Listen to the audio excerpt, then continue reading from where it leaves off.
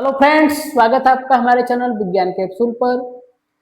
कल तक हम लोगों ने देखा था कि अम्ल और क्षार क्या होते हैं, यानी एसिड और बेस क्या होता है, और उसके भौतिक गुण, फिजिकल प्रॉपर्टी, स्वाद, रंग, रूप वगैरह ये सब देखा था। फिर कुछ साइंटिस्ट आए थे, जैसे लेविस आए थे, ब्रॉस्टेड लारी आए थे। इन सब के अनुसार हमने देखा था कि अम्ल किसे कहेंगे और क्षार किसे कहेंगे। एक चीज और बताना रह गया था, क्षारक क्या होता है। मैंने कहा था कि क्षारक को भी बताऊंगा, तो आज का वीडियो वहीं से शुरुआत होगा कि क्षारक क्या होते हैं और क्षार क्या होते हैं। ठीक है, आइए देखते हैं, शुरू करते हैं। देखिए, क्षारक को इंग्लिश में बोलते हैं एल्कली, क्षार को इंग्लिश में बोलते हैं एल्कली, और क्षारक को इंग्लिश में बोलते हैं बेस। तो देखिए, एल्कली क्या है। एल्कली का मतलब है ऐसे पदार्थ जो जमीन के अंदर से निकलेंगे, एल्कली वही होते हैं। ठीक है, देखिए, जो एल्कली होता है, जो क्षारक होता है, और क्षार जो होता है वो पानी में अगर घोलेंगे तो वो घुलेगा, प्रॉपरली घुलेगा और अपने आप को ब्रेक करेगा, तोड़ लेगा। बात समझ में आया। क्षार जो होगा, एल्कली जो होगा, वो पानी में घुलेगा, पूरी तरह घुल जाएगा और अपने आप को ब्रेक कर लेगा, तोड़ लेगा। घुलने का मतलब यही है कि जैसे ही उसको डालोगे टूट जाएगा, प्लस माइनस चार्ज में टूट जाएगा और कुछ कुछ न कुछ देगा। जैसे एग्जाम्पल के तौर पे NaOH को अगर घोला जाएगा तो Na प्लस और OH माइनस देगा।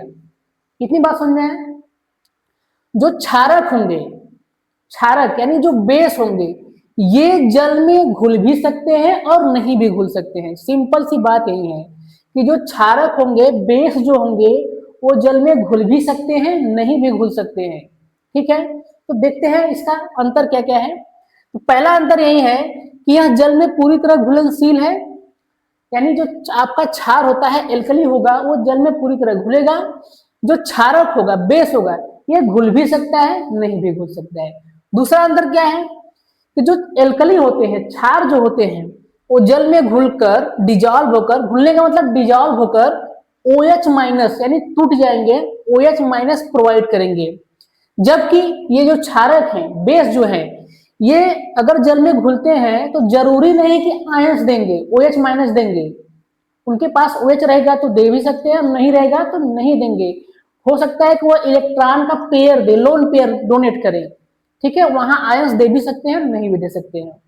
तीसरा देखिए, सभी जो एल्कली होते हैं वो बेस होते हैं। सभी एल्कली यानी जो सभी क्षार होते हैं, सभी क्षार क्षारक होंगे, बट सभी क्षारक क्षार नहीं होंगे। यही सबसे इंपॉर्टेंट था, तो इसको याद कर लीजिएगा कि सभी क्षार जो होते हैं वो क्षारक होंगे, बेस की श्रेणी में रहेंगे, लेकिन सभी क्षारक क्षार नहीं होंगे। ऐसा इसलिए क्योंकि जो सभी क्षारक है वो OH माइनस नहीं देंगे, आयंस नहीं देंगे, इसलिए दोनों में अंतर है। एग्जाम्पल इसके क्या है क्षार के, तो NaOH है, POH है, लिथियम हाइड्रोक्साइड है। एक बात और ध्यान दीजिए, जो क्षार है, एल्कली है, ये आपकी S ब्लॉक के एलिमेंट होते हैं। किस ब्लॉक के होते हैं, तो यहीं लिख देते हैं हम, चलिए यहीं लिखते हैं S ब्लॉक। ज्यादातर ज्यादातर S ब्लॉक के एलिमेंट होंगे, और ये जो होंगे क्षारक, ये ज्यादातर ही लिख देते हैं, ज्यादातर D ब्लॉक एलिमेंट होंगे, D ब्लॉक एलिमेंट। मैं जब आपको पीरियोडिक टेबल पढ़ाऊंगा, क्योंकि कंपटीशन में पीरियोडिक टेबल से बहुत ही ज्यादा क्वेश्चन आया है, तो मैं आपको वहां बता दूंगा कि एस ब्लॉक एलिमेंट क्या होता है, डी ब्लॉक क्या होता है, पी ब्लॉक क्या होता है और एफ ब्लॉक क्या होता है। ठीक है, इसे नोट कर लीजिए अगर नोट करना है। उसके बाद हम देखेंगे दुर्बल एसिड क्या होता है, वीक एसिड, प्रबल एसिड क्या होता है, और दुर्बल बेस क्या होते हैं, प्रबल बेस क्या होते हैं। इतना देखने के बाद फिर उनका हम लोग पढ़ेंगे केमिकल प्रॉपर्टी, किसके साथ कौन सा रिएक्शन करके क्या प्रोवाइड करेंगे। नोट करिए।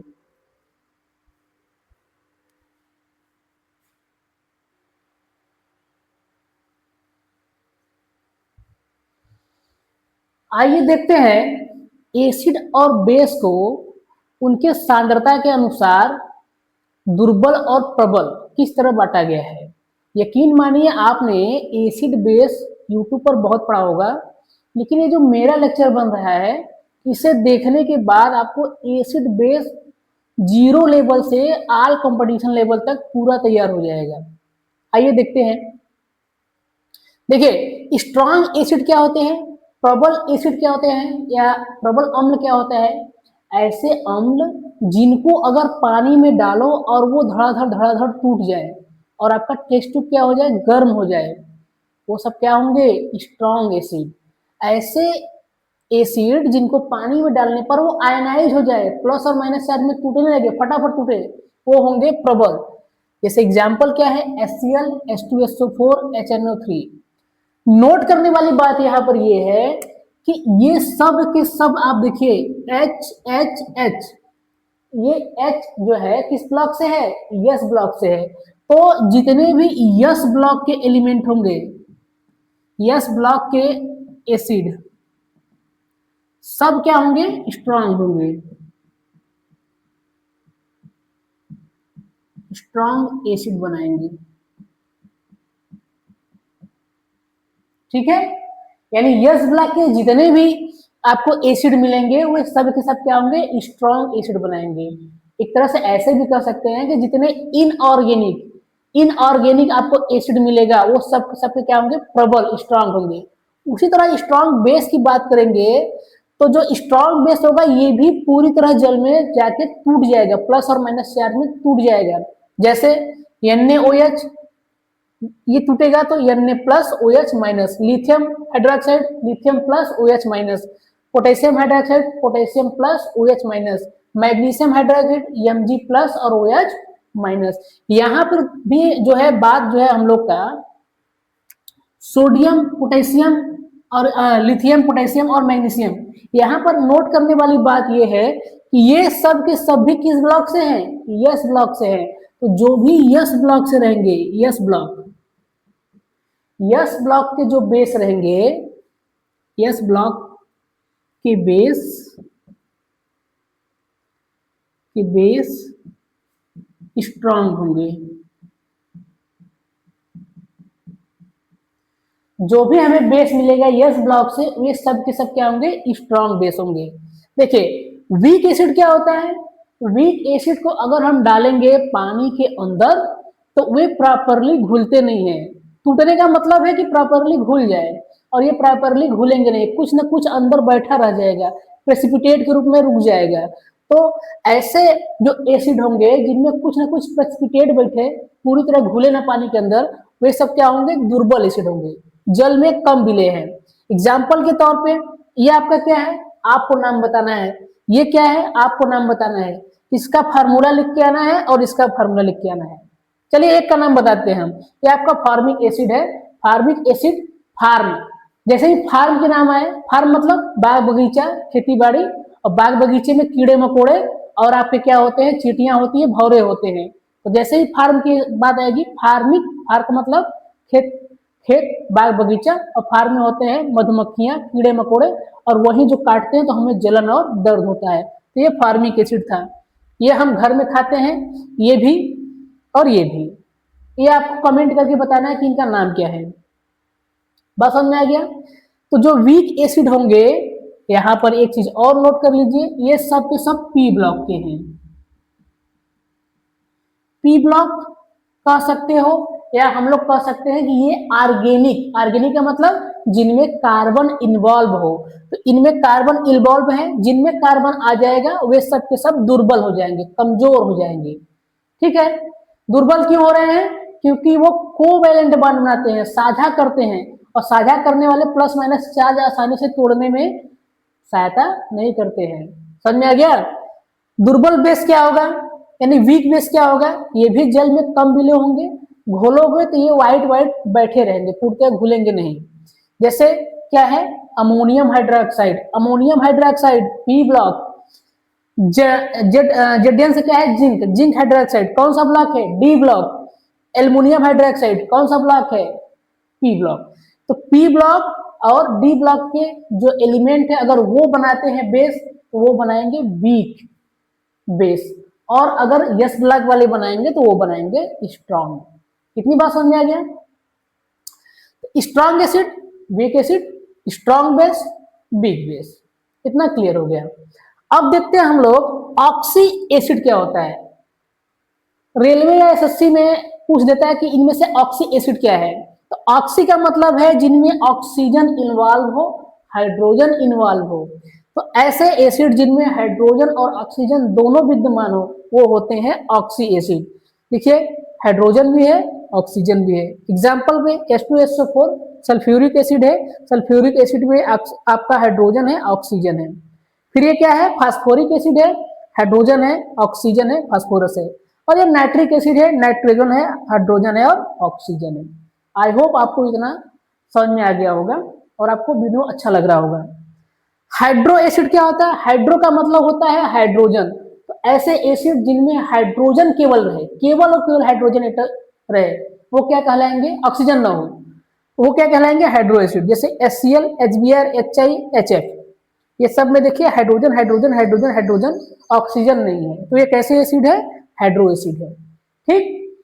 एक चीज और दिमाग में कंफ्यूजन रहता है कि डाइल्यूट एसिड क्या होता है, कॉन्सेंट्रेशन एसिड बेस क्या होते हैं।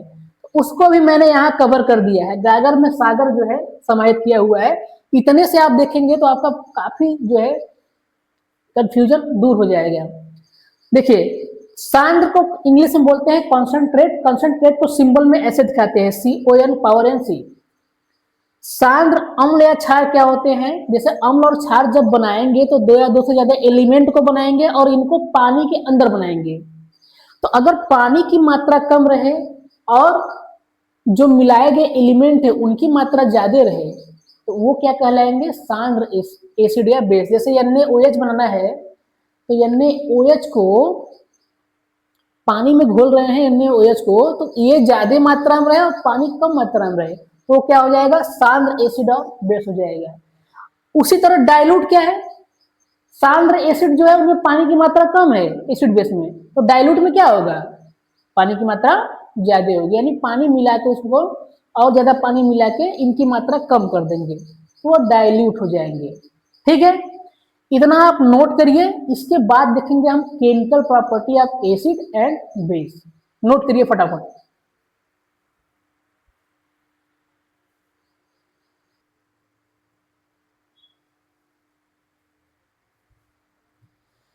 आइए आगे बढ़ते हैं और देखते हैं chemical property of acid. Acid जो है अपना रासायनिक गुण कैसा दिखाता है? रासायनिक गुण का मतलब होता है कि अब इसे रिएक्शन कराया जाएगा किसी मेटल के साथ, नॉन मेटल यानी धातु के साथ, अधातु के साथ, या अन्य गैसों के साथ, अन्य चीजों के साथ रिएक्शन करा करा के हम देखेंगे कि कैसा गुण दिखाता है। तो पहला इसका जो रिएक्शन है वो है रिएक्शन विथ मेटल। धातु के साथ रिएक्शन करेगा तो कैसा गुण दिखाएगा? अब देखिए एसिड का धातु के साथ रिएक्शन कराने से पहले हमें रिएक्शन सीरीज को एक बार देख लेना है कि कौन सा मेटल ज्यादा रिएक्टिव है और कौन सा कम। ठीक है, तो एक ट्रिक भी है, मैंने लिख भी दिया है और बगल में आपका रिएक्शन सीरीज लिख दिया है। जितने भी मेटल हैं अपने से नीचे वाले मेटल को अगर रिएक्शन करते हैं तो वो हटा देंगे, विस्थापित कर देंगे। विस्थापित करने का मतलब होता है उसको डिस्प्लेस कर देंगे। क्लास 10 में एक जो है पहला चैप्टर है, मैंने उसको क्विक रिवीजन के तौर पे पढ़ाया भी है, आप देख लीजिएगा। एक बार मैं फिर से पढ़ाऊंगा पूरा एडवांस, बेसिक टू एडवांस पूरा। तो चलिए इसको याद करवा देते हैं। देखिए ये पोटेशियम है, ये सोडियम है, ये कैल्शियम है, ये मैग्नीशियम है, एल्युमिनियम है, जिंक है, आयरन है, ये आपका लेड है, ये हाइड्रोजन है, कापर है, फिर ये आपका Hg है, और ये आपका Ag है। Ag मतलब सिल्वर है, Au मतलब गोल्ड है, Pt मतलब प्लेटिनम है। अपने से नीचे वाले को ऊपर वाला एलिमेंट हमेशा रिएक्शन में से हटा देगा, ये बहुत जरूरी है। इसका ट्रिक क्या है? केदारनाथ का माली आलू जरा फीका पकाता है, क्यूट हरी आज और पिटेगा। इसको एक बार याद कर लीजिएगा, ये बहुत जरूरी है क्योंकि जब अगला chapter metal and non metal अगर पढ़ेंगे कंपटीशन लेवल के लिए भी और बोर्ड के लिए भी है तो उसमें भी ये यूज होगा। ठीक है, इसी की मदद से आपको रिएक्शन करके बताते हैं कि कौन कैसे कर रहा है। देखिए जब एसिड का रिएक्शन किसी भी धातु के साथ, अम्ल का रिएक्शन किसी भी धातु के साथ करवाएंगे तो बनेगा नमक यानी साल्ट बनेगा और बनेगा हाइड्रोजन गैस। और ये हाइड्रोजन गैस क्यों बन रहा है, उसका जवाब है ये आपका रिएक्शन सीरीज। आइए एक एग्जांपल देखते हैं। जैसे देखिए सोडियम का रिएक्शन करवाया जा रहा है HCl हाइड्रोक्लोरिक एसिड के साथ। तो देखिए सोडियम है, यस ब्लैक मेटल है, और ये आपका क्या है एसिड। ये रिएक्शन करके बनाएगा साल्ट, ये बन गया साल्ट और इधर बन गया हाइड्रोजन गैस। अब हाइड्रोजन गैस क्यों बाहर निकल गई रिएक्शन में से, ये तो पहले से बना था यहाँ, क्यों निकल गया? तो इसका जवाब है भाई सोडियम देखिए यहाँ पर है और हाइड्रोजन यहाँ पर है। तो सोडियम ज्यादा रिएक्टिव है हाइड्रोजन की अपेक्षा, तो ज्यादा रिएक्टिव कम वाले को हटा देगा, विस्थापित कर देगा, डिस्प्लेस कर देगा। तो ये कम रिएक्टिव है, इन्हें सोडियम विस्थापित कर दिया, हटा दिया, तो ये बाहर निकल जाएंगे और ये बन जाएगा साल्ट। इतनी बात समझ में आ गया कि हाइड्रोजन बाहर कैसे निकला? हाइड्रोजन बाहर निकला रिएक्शन सीरीज की वजह से। फिर देखिए जिंक का रिएक्शन कराते हैं हम लोग H2SO4 सल्फ्यूरिक एसिड से। तो जिंक देखिए जिंक कहाँ है, जिंक है यहाँ और हाइड्रोजन है यहाँ, ये भी ऊपर है। अगर ये ऊपर है तो हाइड्रोजन को हटाएगा। तो यहाँ देखिए जिंक का रिएक्शन H2SO4 के साथ करेंगे तो जिंक सल्फेट बनेगा और हाइड्रोजन को बाहर निकाल देगा।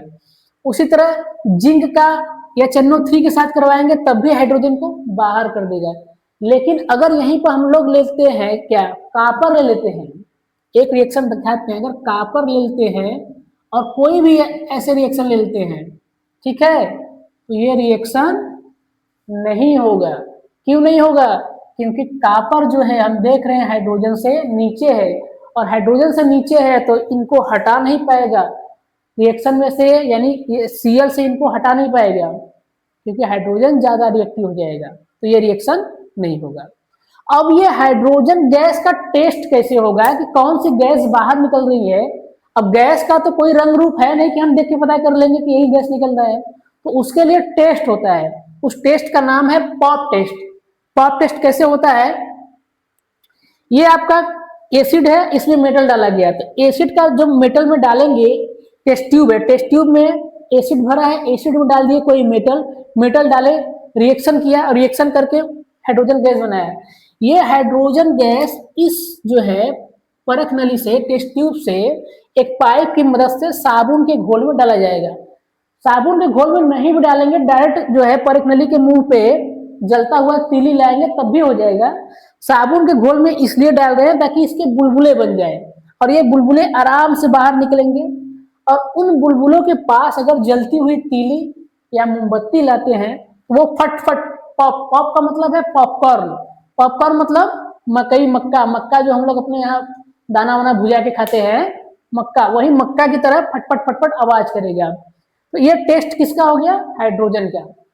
ये आप नोट कर लीजिए, मेटल से रिएक्शन देख लिए। अब अगला देखेंगे रिएक्शन विथ नॉन मेटल, जो है एसिड का, नोट करिए।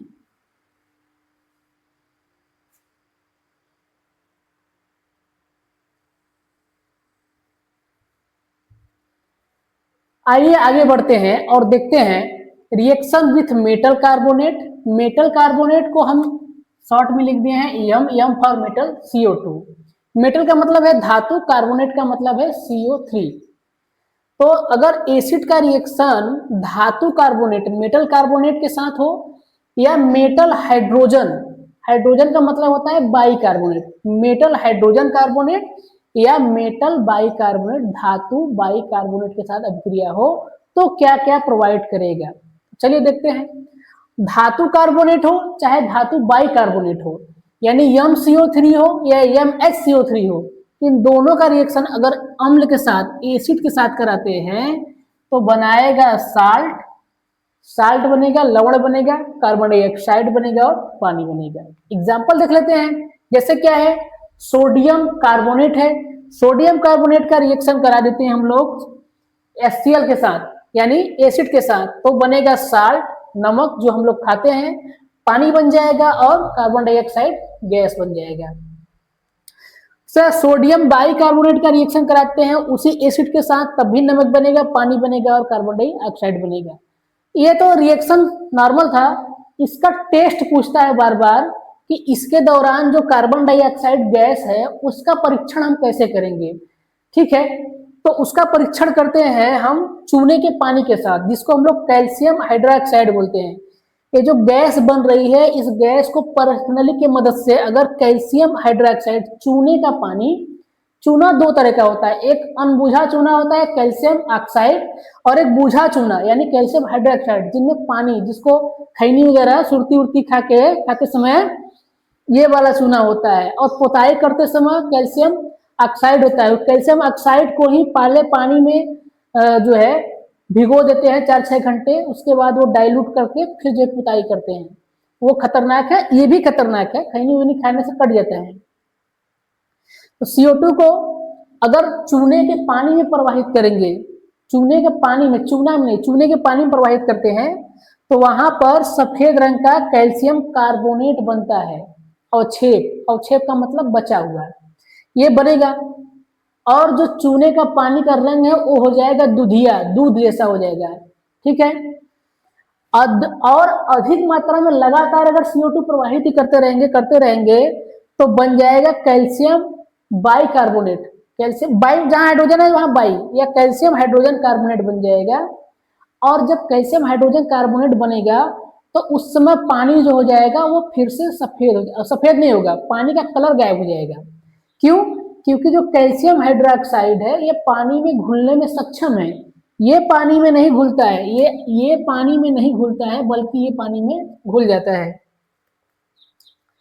तो थोड़ा सा प्रवाहित करने पर कैल्शियम कार्बोनेट बनेगा जो पानी में नहीं घुलेगा, और नहीं घुलेगा तो इस पानी का कलर दूधी जैसा हो जाएगा। लेकिन अधिक मात्रा में प्रवाहित करते रहेंगे, देते रहेंगे लगातार, तो उसमें बनेगा कैल्शियम बाइकार्बोनेट, और ये पानी में घुल जाता है। पानी में घुल गया तो पानी का कलर क्या हो जाएगा? गायब, दुधिया कलर क्या हो जाएगा? गायब। दोनों स्टेप का हम रिएक्शन के द्वारा भी देख लेते हैं। ये है चूने का पानी, इसमें पहले कार्बन डाइऑक्साइड प्रवाहित किया गया तो क्या बना? कैल्शियम कार्बोनेट और वाटर बन गया। अत्यधिक मात्रा में अगर हम प्रवाहित करते रहेंगे इसी चीज में तो बनेगा कैल्शियम बाइकार्बोनेट, और ये पानी में विलेय है, ये विलेय है। अब चूंकि नीचे जगह नहीं इसलिए हम थोड़ा कम लिखे, ये विलेय है और ये अविलेय है। ठीक है, नोट कर लीजिए। इसके बाद देखते हैं एसिड का क्या लग गया है, और एक आध दो रिएक्शन और देख लेते हैं, कुछ बचा है तो। उसके बाद देख लेते हैं बेस का, और बेस के रिएक्शन देखने के बाद फिर हम जो सबसे ज्यादा इंपॉर्टेंट रह गया वो है साल्ट। साल्ट के बारे में पढ़ेंगे, इसको नोट कर लीजिए।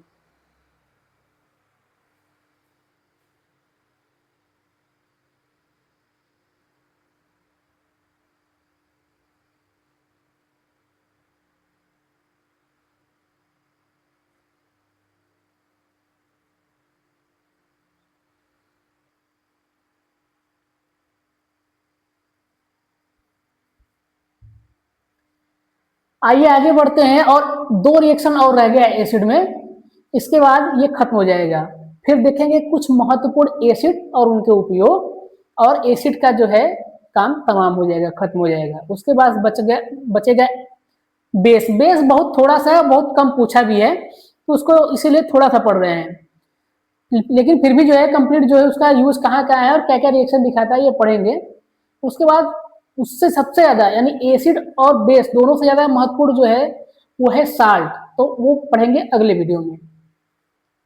देखिए, अगर एसिड का रिएक्शन करा देते हैं मेटल ऑक्साइड के साथ, मेटल भी हो मतलब धातु भी हो और साथ में ऑक्सीजन लगा हो, तो मेटल ऑक्साइड के साथ अगर रिएक्शन कराते हैं तो उस कंडीशन में बनेगा साल्ट, यानी लवण बनेगा और पानी बनेगा। जैसे देखिए क्या है, कैल्शियम ऑक्साइड है, एक कैल्शियम ऑक्साइड का रिएक्शन कराते हैं हम लोग जो है एसिड, ये कौन सा एसिड है? HCl है। HCl को क्या कहते हैं? Hydrochloric acid. अगर इसका रिएक्शन इसके साथ कराएंगे तो इधर बनेगा कैल्शियम क्लोराइड, ये बन गया नमक और साथ में बन गया पानी। ठीक है, किसी भी मेटल ऑक्साइड को लेंगे साथ में एसिड लेंगे तो ये साल्ट बनेगा और वाटर बनेगा, इसलिए मेन फॉर्मूला से लिख दिए हैं।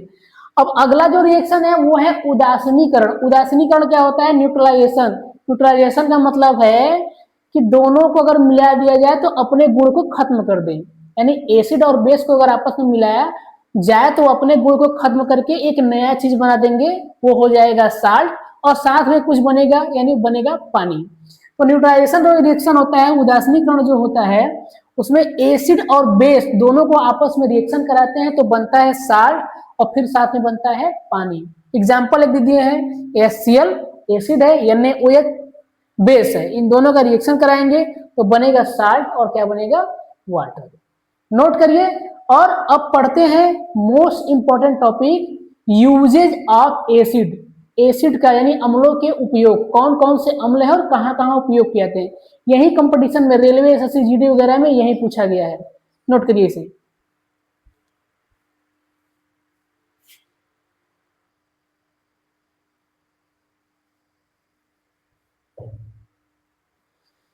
आइए कुछ महत्वपूर्ण एसिड के बारे में देखते हैं, उनका उपयोग कहाँ होता है हमारे दैनिक जीवन में। और ये जो है बहुत ज्यादा इंपॉर्टेंट है क्योंकि कंपटीशन में यहाँ से क्वेश्चन जरूर बनता है। ठीक है, तो आइए देखते हैं। पहला है H2SO4। इसका नाम आप लोग, जिनका नाम मैंने नहीं लिखा है उसका नाम आपको कमेंट में लिख के बताना है कि इनको कहते क्या है।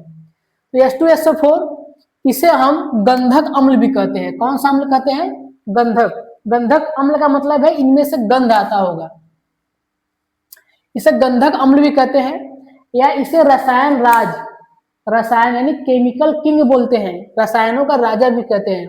H2SO4 का उपयोग कहाँ होता है, तो होता है उर्वरक बनाने में, यानी हमारा फर्टिलाइजर, खाद वगैरह बनाने में।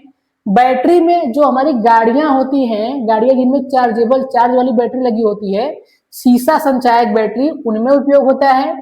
विस्फोटक, बारूद बनाने में, दवाई बनाने में, पेट्रोलियम, पेट्रोल, डीजल, केरोसिन, इसके बाद आपके जो है ग्रीस वगैरह, मोबिल, इनको साफ करने में, शोधन करने में भी H2SO4 का उपयोग होता है। और धातु के निष्कर्षण में, धातु जो पृथ्वी के अंदर से गंदे रूप में आती है उनकी सफाई करने में भी H2SO4 का उपयोग होता है। अगला जो एसिड है उसका HNO3, इसका नाम आपको बताना है। इसको सोरे का तेजाब कहते हैं।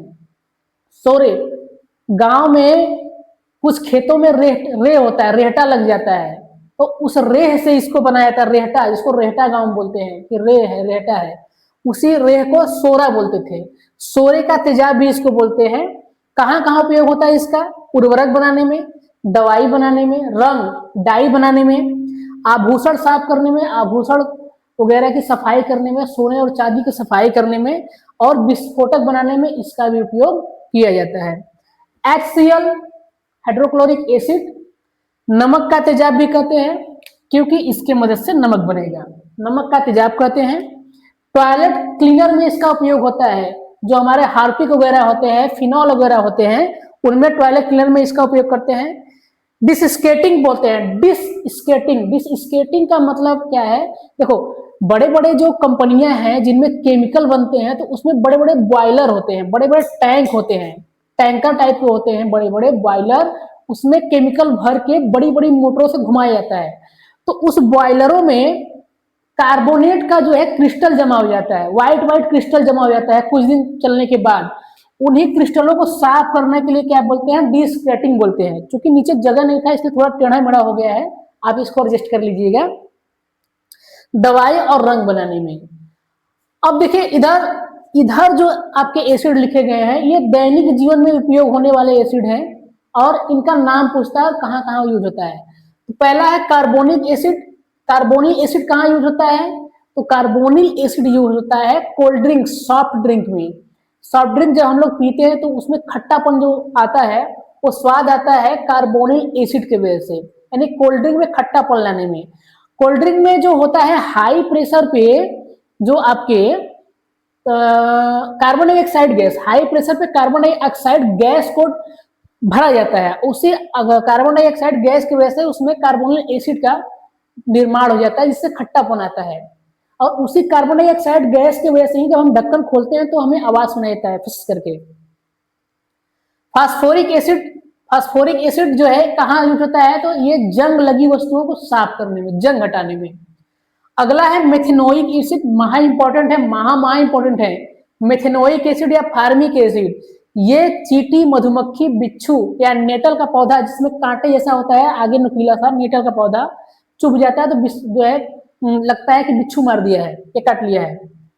तो नेटल के पौधे, चींटी, मधुमक्खी इन सब के डंक में पाया जाता है और इसको न्यूट्रलाइज करने के लिए हम लोग बेस का उपयोग कर दे, अगर बेस रगड़ दे तो न्यूट्रलाइज हो जाएगा।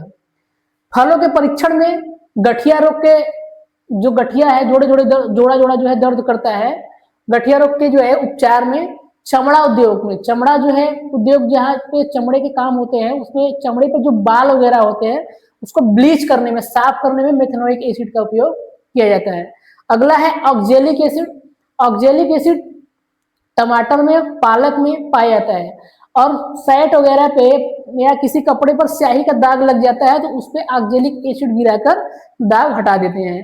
अगला है एस्टिक एसिड, सिरका, अचार वगैरह में जो सिरका डालते हैं उसी का, सिरका का निर्माण में किया जाता है ऑक्जेलिक एसिड का।